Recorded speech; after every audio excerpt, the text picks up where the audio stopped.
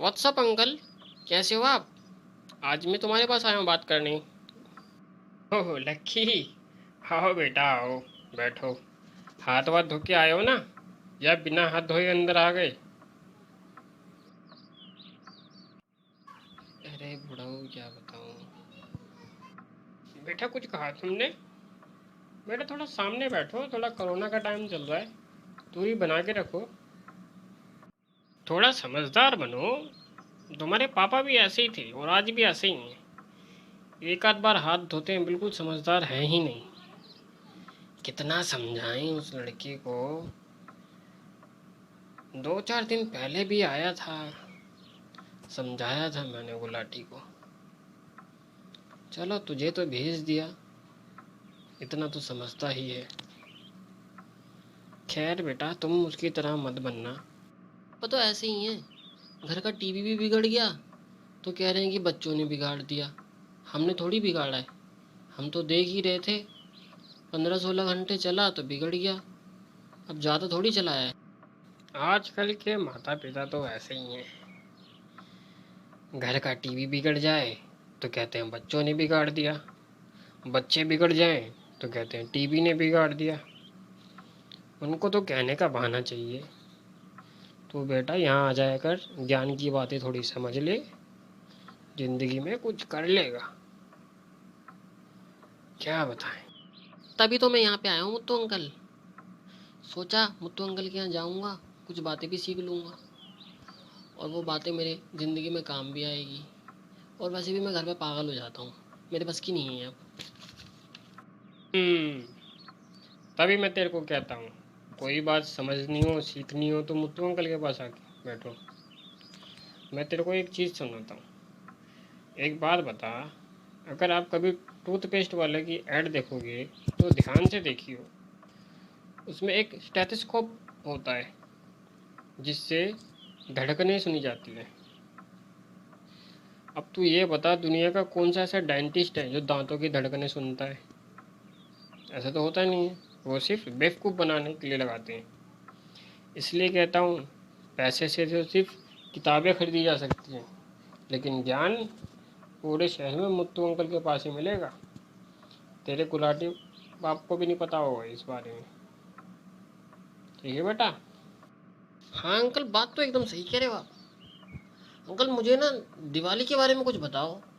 हम हिंदुस्तानी हैं, दिवाली कैसे मनाते हैं मुझे पता नहीं है। क्यों मनाते हैं, कुछ दिवाली का इतिहास बताओ। दिवाली का त्यौहार कैसे शुरू हुआ, क्यों शुरू हुआ? अरे ये दिवाली है नहीं वैसे तो, ये एक दो दोस्तों की बात है जो कि हैप्पी दिवाली लोग करने लगे। ये दो दोस्त थे, दोनों पंजाबी थे, और एक दोस्त का नाम हैप्पी था। हैप्पी कान में बाली पहनता था, तो उसकी बाली खो गई। तो उसके दोस्त ने चिल्ला चिल्ला के पूरे शहर में बोल दिया, हैप्पी दिवाली खो गई सी। ओ हैप्पी दिवाली खो गई सी, हैप्पी दिवाली खो गई सी।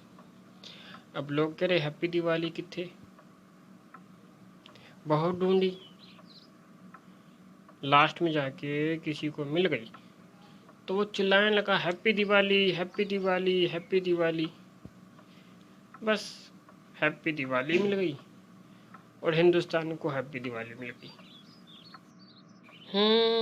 बात तो सही कह रहे हो आप मुत्तू अंकल। Thank you. आज मैंने जान लिया हम दिवाली क्यों मनाते हैं। हम हिंदुस्तानी ही दिवाली मनाते हैं ना मुत्तू अंकल। वैसे मुझे पता कैसे चलेगा कि हम हिंदुस्तानी हैं? बेटा हमें पता करने की ज़रूरत नहीं है कि हम हिंदुस्तानी हैं कि नहीं हैं। वो जो तुम खाना खाकर हाथ धोने के बाद रुमाल हाथ से पोंछने के बजाय पैंट में पिछवाड़े से जो पोंछ लेते हो ना, वही आपके शुद्ध हिंदुस्तानी होने का प्रमाण है। समझे?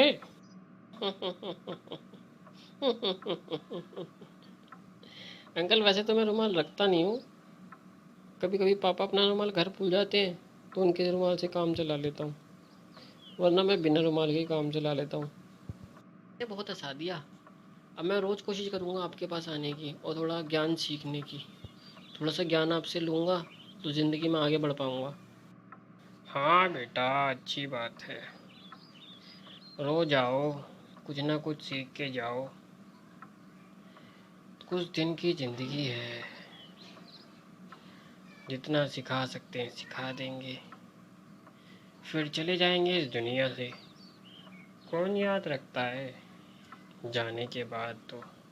सही कह रहे हो अंकल, लेकिन जो लोग दूसरों का पैसा लेके मरते हैं ना इस दुनिया से, उसको तो पूरी दुनिया याद रखती है। इस बात को तो माननी पड़ेगी आपको। बेटा टाइम ज़्यादा हो चुका है, मुझे लगता है तुम्हें अब जाना चाहिए। तुम्हारे पापा भी याद कर रहे होंगे और घर के भी काफ़ी काम होंगे। मैं भी कुछ कर लेता हूँ। यो यो, कैसी लगी आज की आपको वीडियो? मैं तो लक्की को बाहर छोड़ने आया था और देखा कि बारिश आ रही है। बारिश देख के लक्की घर भाग गया। खैर, बहुत मज़ा आ रहा है और इस बहाने नाचने को भी मिल रहा है। Thanks for watching. ओहो, और नाच लूँ।